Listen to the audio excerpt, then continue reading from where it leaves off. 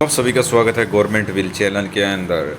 आज हम बात करेंगे कि एनवीएस के अंदर नॉन टीचिंग पदों पर रिक्वायरमेंट के लिए नोटिफिकेशन जारी हुआ है। उसके लिए आप आवेदन किस प्रकार से कर सकते हैं, कहां से आवेदन आपको करना है, कितनी इसकी पोस्टें, हम सारी जानकारी आपको यहीं पर देंगे। और फॉर्म को किस प्रकार से भरना है, वीडियो को अंत तक देखते रहिएगा और मैं आपको इसी वीडियो में बताने वाला हूँ।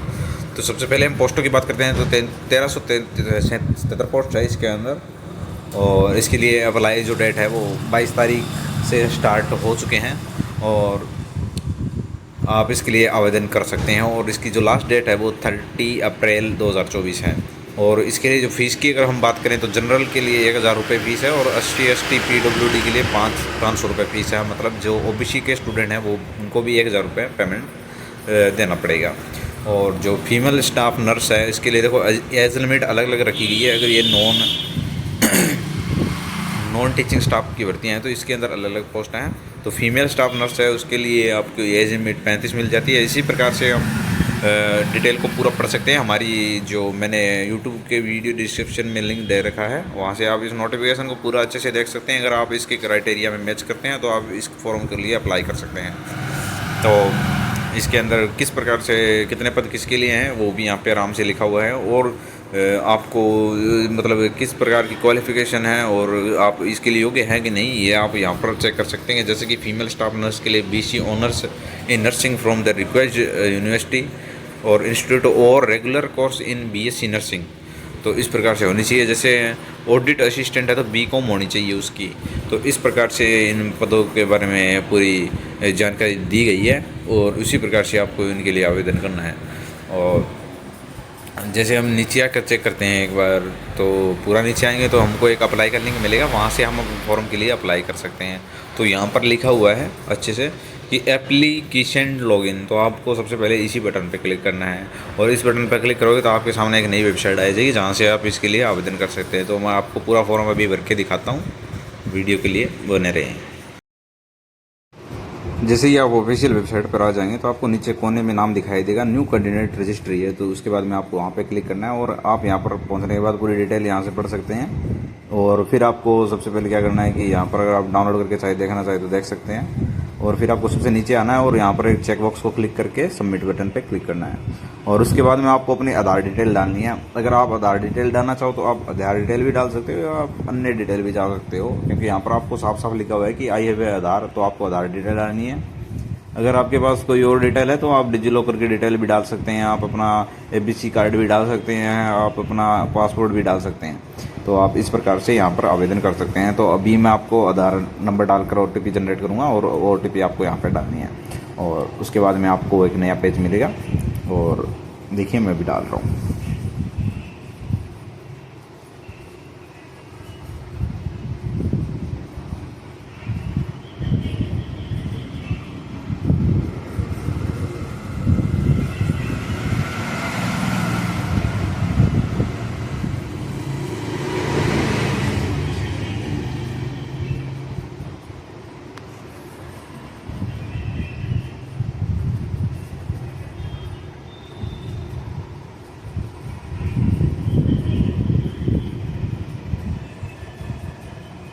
और उसके बाद में आपके पास में एक नया पेज ओपन हो जाएगा जहाँ पर आपको कैंडिडेट का नेम चूज़ करना है। उसके बाद में उसके पिताजी का नाम चूज़ करना है और उसके बाद में आपको माता जी का नाम डालना है और उसके बाद में आपको डेट ऑफ बर्थ डालनी है। और उसके बाद में आपको जेंडर डिटेल एंड कैटेगरी, जैसे OBC जनरल, आप जो भी कैटेगरी में आते हैं वो आपको कैटेगरी यहाँ पर फिल करनी है। उसके बाद में आप एक्स सर्विसमैन है या नहीं है ये चूज़ करना है। और are you a regular employee of, मतलब आप यहाँ पे काम करते हैं या नहीं करते हैं। और उसके बाद में आपको ईमेल एड्रेस, बस इतना कुछ चूज़ करना है आपको बस। और उसके बाद में आपको ईमेल एड्रेस डालने के बाद में आपको ईमेल एड्रेस को कंफर्म भी करना पड़ेगा। और उसके बाद में आप अगर चाहें तो अपना मोबाइल नंबर भी डाल सकते हैं और अल्टरनेट कॉन्टैक्ट नंबर अगर आप अपना देना चाहें तो वो भी आप दे सकते हैं।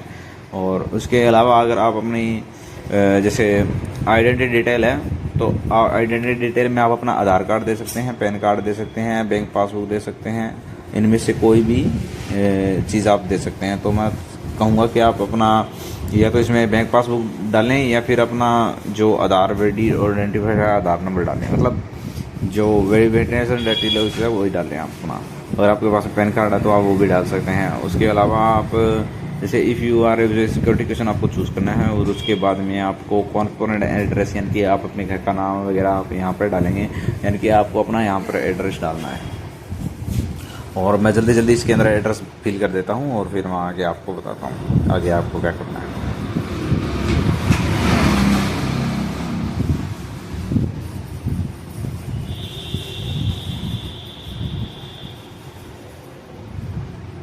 पिन कोड आप अपने देख के डालेंगे, पिन कोड गलत नहीं होना चाहिए। और उसके बाद में अगर आपका परमानेंट एड्रेस और करंट एड्रेस सेम है तो आपको यहाँ पे सेम एड्रेस है इस पर क्लिक करना है। अगर आपका सेम नहीं है तो आप अपना हिसाब से अपना एड्रेस डाल सकते हैं। और पासवर्ड, और आपको पासवर्ड किस तरीके से बनाना है, तो पासवर्ड आपको इस तरीके से बनाना है कि उसके अंदर आपके करैक्टर भी आ जाए, एक कैपिटल लेटर आ जाए और उसके अंदर कुछ नंबर हो और एक स्पेशल कैरेक्टर हो। तो आपको इस प्रकार से, जैसे आप अगर आपका नाम अमन है तो अमन @123 ये भी भर सकते हैं, और मतलब ए उसके अंदर बड़ा होना चाहिए, बाकी अगर आप छोटा रखना चाहें तो छोटा रख सकते हैं। और उसके बाद में आपको भरने के बाद में आपको फील्ड डिटेल पे क्लिक करना है और उसके बाद में सबमिट एंड ओटी पे क्लिक कर देना है। और आपको यहाँ पर आप जिस भी पोस्ट के लिए अप्लाई करना चाहते हैं आपको उसी पोस्ट के ऊपर आपको क्लिक करना है। और आपने जो क्वालिफिकेशन है आपको पहले वो चेक कर लेनी है कि आप उस क्वालिफिकेशन के लिए अप्लाई करते हैं कि नहीं करते, तो आपको उस प्रकार से चूज़ करना है। जैसे मैं किसी का फॉर्म भर रहा हूँ तो उसके लिए मल्टी टास्क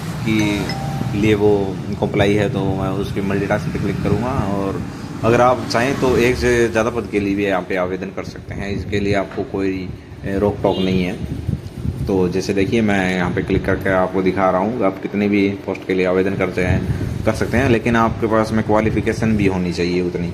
तो अभी मैं आपको करके दिखाता हूँ। और आगे जैसे कि which language you want to skill test, तो आपको मतलब इसी लैंग्वेज भी आनी चाहिए वो जो आप स्किल टेस्ट जिस भी लैंग्वेज का देना चाहते हैं। अगर आप स्टेनोग्राफर में देना चाहते हैं तो स्टेनोग्राफर में आपके पास में 2 लैंग्वेज होती है, एक हिंदी होती है, एक इंग्लिश होती है। तो आपको वो चूज़ करना रहेगा कि आप हिंदी में पेपर देना चाहते हैं या अपना इंग्लिश में देना चाहते हैं। तो देखिए आगे आपको बताया जाएगा पूरा डिटेल में।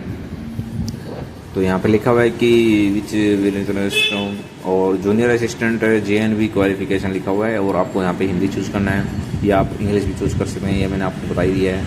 और are you on contract daily wages, तो आपको यहाँ पे यस या नो में से एक सेलेक्ट करना है जो आपको सही लगे। आपको डेली चाहिए या आपको एंड के मंथ में चाहिए, इस प्रकार से सैलरी बेसिस होता है। और उसके बाद में आपको अपनी पर्सनल डिटेल डालनी है, तो मैं पर्सनल डिटेल आपको बता देता हूँ। आपको नाम, मम्मी का नाम, पापा का नाम, इसी प्रकार की पर्सनल डिटेल होती है। आप शादीशुदा है नहीं है या अनमेरिड है, बस इसी प्रकार की डिटेल होती है। उसके बाद में आपको आती है क्वालिफिकेशन डिटेल, और उसके बाद में एड्रेस डिटेल आती है, वो आपको यहाँ पे भर देनी है आप जिस हिसाब से भरना चाहें। और इसके अंदर आप 10वीं की मार्कशीट, 12वीं की मार्कशीट और जितने आपके क्वालिफिकेशन उसके अंदर लिखा हुआ है उसके हिसाब से ही आपको यहाँ पर डालने पड़ेंगे। देखिए मैं आपको दिखाता हूँ यहाँ पे, जैसे अभी क्वालिफिकेशन डिटेल में हम आ गए हैं, तो यहाँ पर आपको चूज़ करना है। पहले हमको यहाँ पर एग्ज़ाम का जो मतलब आपने सीनियर सेकेंडरी की है, हाई सेकेंडरी की है, तो वहाँ पे आपको डालना है पासिंग मंथ, यहाँ पे डालना है आपको पासिंग ईयर डालनी है। उसके बाद में आपको RBSc वगैरह ये यूनिवर्सिटी का नेम है वो डालना है। उसके बाद में रोल नंबर और मार्क। उसके बाद में आप प्लस का साइन आपको दिखाई दे रहा है, तो आप यहाँ आप ऐड भी कर सकते हैं अगर आपने कोई अदर क्वालिफिकेशन MA या मास्टर्स कर रखी है तो। और उसके बाद ये सारी चीज़ें डिटेल डालने के बाद में आपको आई एग्री बटन पे क्लिक करना रहेगा। और जैसे ही आप आई एग्री बटन पे क्लिक करेंगे और उसके बाद में आपको सेव एंड नेक्स्ट बटन पे क्लिक करना है, जिससे आपका आवेदन आगे बढ़ेगा। और आपको एक्सपीरियंस डिटेल डालनी है तो मैं आपको ये दिखा रहा हूँ। आप यहाँ पे जिस प्रकार से मैं कर रहा हूँ आपको उसी प्रकार से डालनी है, देख लो। जैसे यहाँ पे मंथ सेलेक्ट करना है, यहाँ पे मार्क डालने हैं, और जैसे यहाँ पर डिप्लोमा है आपको किस प्रकार से, अगर आपको गलती से कोई ऐड आ जाए तो आप उसको रिमूव भी कर सकते हैं। उसके बाद में आपको नेक्स्ट पे आना है। जैसे आप नेक्स्ट पे आएंगे तो यहाँ पे सारी पूरी डिटेलें अच्छे से पढ़ लेनी होती है। अगर आप कि एक बार फॉर्म भर जाए तो उसके बाद में आपको जो एडिट करने का टाइम है वो बहुत ही कम मिलता है, और शायद आपको मिले भी ना, तो आप एकदम अच्छे से फॉर्म को देखिए उसी प्रकार से भरें, आप मार्क वगैरह गलत ना भरें। उसके बाद में हम नेक्स्ट पे क्लिक करते हैं तो आपके पास एक्सपीरियंस पहुँचा जाएगा। तो अगर आपके पास एक्सपीरियंस है तो आप यस चूज़ कर सकते हैं, वरना आप नो चूज़ करेंगे। और उसके अलावा आप कौन सा एग्ज़ाम सेंटर अपना चूज़ करना चाहते हैं, तो यहाँ पर आपको तीन एग्ज़ाम सेंटर आपको चूज़ करने के मौके मिलते हैं, तो आप यहाँ से आप आराम से अपने एग्ज़ाम सिटी को चूज़ कर सकते हैं और सामने जो बटन होता है उससे आप कंफर्म कर सकते हैं कि आपने यही सिटी चूज़ किया है। उसके बाद में सिग्नेचर, आपका कैटेगरी सर्टिफिकेट, जिसे कैटेगरी सर्टिफिकेट होता है, जिसे आप ओबीसी हैं, SC ST हैं, जनरल हैं, तो आप इस प्रकार से अपना ओबीसी सर्टिफिकेट डाल सकते हैं और यहाँ पर आपको अपना थंब इंप्रेशन डालना है। और साइज़ के लिए हमारे साथ में हमारी GOT Build वेबसाइट पर हम रीसाइजिंग के वेबसाइट का एड्रेस डाल रखा है, तो वहाँ से आप डाउनलोड करके फ़ोटो, मोबाइल में फ़ोटो खींच के और उसको रीसाइज भी कर सकते हैं सिग्नेचर वगैरह को।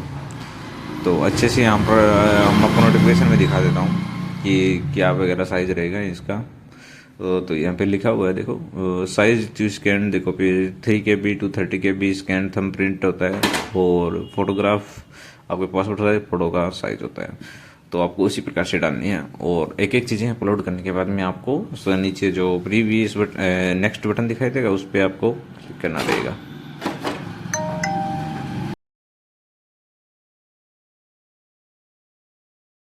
जैसे ही आप डालेंगे तो आपका डाटा सक्सेसफुली सेव हो जाएगा और आपके पास में जो मोबाइल नंबर सामने है वो आ जाएगा। उसके बाद में आपको कैप्चा डालना है और जो मोबाइल पे OTP जाएगी वो OTP यहाँ पर आपको सबमिट करनी रहेगी। देखो मैंने यहाँ पे OTP डाल दी और बाद में ये कैप्चा डाल के वेरीफाई कर लिया इसको। उसके बाद में आपको जो लास्ट चीज़ रहेगी वो आपको पेमेंट करना रहेगा। और पेमेंट किस प्रकार से करना है, आपको UPI से आप पेमेंट कर सकते हैं, अगर चाहें तो क्रेडिट कार्ड डेबिट कार्ड से भी कर सकते हैं। तो आपको यहाँ पे पेमेंट पे आना है और पेमेंट पे आने के बाद में आपको यहाँ पे वेरीफाई पेमेंट पे क्लिक करके सब कुछ सबमिट कर देना है इसको। और उसके बाद में आपको पेमेंट ऑप्शन से हो जाएगा। और ये देखिए आपने, जैसे हमने 2 पोस्टों के लिए अप्लाई किया है और टोटल रुपये 1000 दिखा रहा है, तो अगर आप इसमें 3 पोस्टों के लिए आवेदन करना चाहें तो 3 पोस्टों के लिए भी एक साथ कर सकते हैं। तो सबसे बढ़िया जो रहेगा बैंक वो SBI रहेगा, बाकी आप कोई भी बैंक चूज़ कर सकते हैं जो आपको अच्छा लगे। और UPI का ऑप्शन सब में मिल जाएंगे, आपको कोई दिक्कत नहीं है। तो मैं HDFC से आपको करके दिखा रहा हूँ। तो नीचे देखिए आपको डेट ऑफ बर्थ, उसके बाद नीचे UPI का दिख रहा है। और UPI में आप QR कोड से पेमेंट करना चाहें तो आप QR कोड से भी पेमेंट कर सकते हैं। इस प्रकार से आपको ऑप्शन दिए जाते हैं। और देखिए यहाँ पे क्रेडिट कार्ड का नंबर भी दे रखा है, तो आप क्रेडिट कार्ड से भी कर सकते हैं। और जो लास्ट डेट रहती है इनकी पेमेंट की, ये लास्ट डेट आपको अच्छे से आप बाद में पेमेंट कर सकते हैं, कोई ज़रूरी नहीं है।